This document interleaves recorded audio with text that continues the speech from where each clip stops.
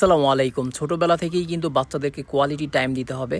বাচ্চাদেরকে যদি আপনি কোয়ালিটি টাইম না দেই, আমরা যদি কোয়ালিটি টাইম না দেই তাহলে কিন্তু বাচ্চারা সুন্দরভাবে কিন্তু ওদের মানসিক বিকাশ হয় না। তাই কিন্তু বাচ্চাদের ছোটোবেলা থেকে কিন্তু খুবই গুরুত্বপূর্ণ বাচ্চাদেরকে কোয়ালিটি টাইম বলতে কী বোঝাচ্ছি? কোয়ালিটি টাইম হচ্ছে বাচ্চাদের সাথে খেলতে হবে, বাচ্চাদের সাথে সময় দিতে হবে। ওদের সাথে ইন্টারেক্ট করতে হবে, ওদের সাথে কথা বলতে হবে, তারপর ওদের সাথে পড়াশোনা করতে হবে। এইগুলো হচ্ছে বাচ্চাদেরকে কোয়ালিটি টাইম বলা হয়।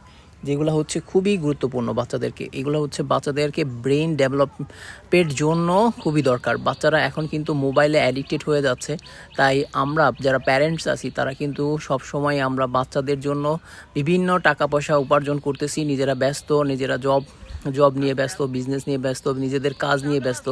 আমাদের কিন্তু ভবিষ্যৎ কিন্তু বাচ্চারাই, কিন্তু বাচ্চাদেরকে আমরা কিন্তু ছোটোবেলা থেকে সময় দিচ্ছি না। ওদের জন্য আমরা কারি টাকা ইনকাম করতেছি, কিন্তু ওদের ব্রেন ডেভেলপমেন্ট, বাচ্চাদের যে ডেভেলপমেন্ট হবে সেটার জন্য কিন্তু আমরা কাজ করতেছি না। এটা কিন্তু খুবই দুঃখজনক ব্যাপার। তাই আমাদের প্রত্যেকটা বাবা মার উচিত কিন্তু বাচ্চাদেরকে কোয়ালিটি টাইম দেওয়া, তাদেরকে ঘুরতে নেওয়া, তাদের সাথে একটু কথাবার্তা বলা। তো বাচ্চাদেররা কিন্তু ছোটোবেলা থেকে যত সহজে বাচ্চাদেরকে ফ্রেন্ড হওয়া যায়, বাচ্চাদের কিন্তু একটু বড় হলে ওরা যখন টিনেজার হবে তখন কিন্তু আপনি এত সহজে ওদের সাথে মিশতে পারবেন না, বা ওদেরকে এত টাইম দিলেও কিন্তু তখন আর কোনো কাজে দিবে না। বর্তমান যুগে বাচ্চারা কিন্তু খুবই অ্যাডিক্টেড মোবাইলে।